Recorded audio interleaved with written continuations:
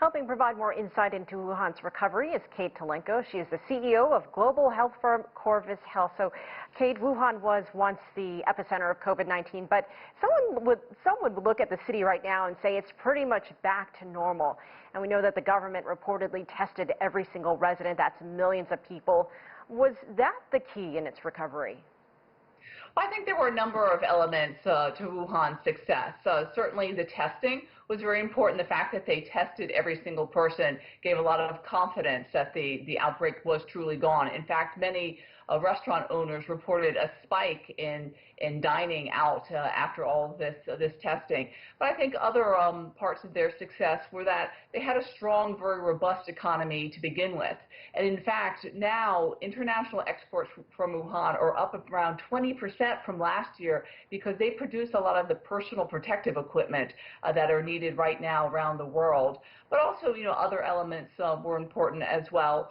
China had experienced SARS, and so there was a little more experience in how to bounce back. And also Wuhan not only had a reopening plan, but a COVID recovery plan. Reopening is just getting back to normal, whereas looking at recovery is going beyond and becoming more resilient and stronger. And Kate, I got to ask you about this one photo that went viral on the internet. It was of all these party goers, like hundreds of them packed at a water music festival in Wuhan. No masks, no social distancing. What went through your mind when you saw that, when you see something like that? I mean, you're a doctor. Yeah, you can't help but think about an outbreak when you see those photos. 2 days ago was Qixi, which some people call the Chinese Valentine's Day. So you saw a lot of young people out in parks and recreational areas.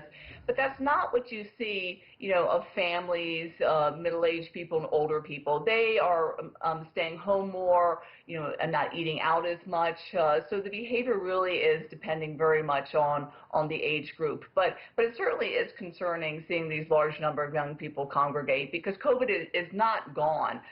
Even though now the majority of cases in China are imported, there still is the risk, and I think people do need to be a little bit more careful. Right, it was a pretty shocking photo.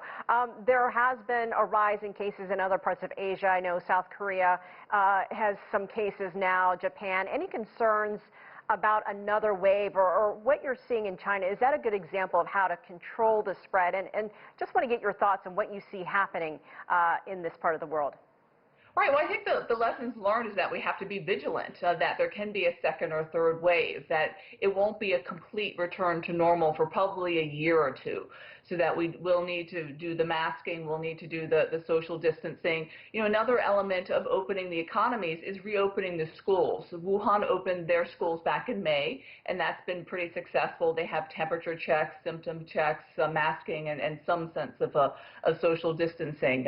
So we need to be very vigilant and continue to put these measures in place, not only throughout Asia, but throughout the world. Right, schools getting back in the swing of things here in the U.S. as well. Kate Tulenko, great to see you. Thank you so much for joining us.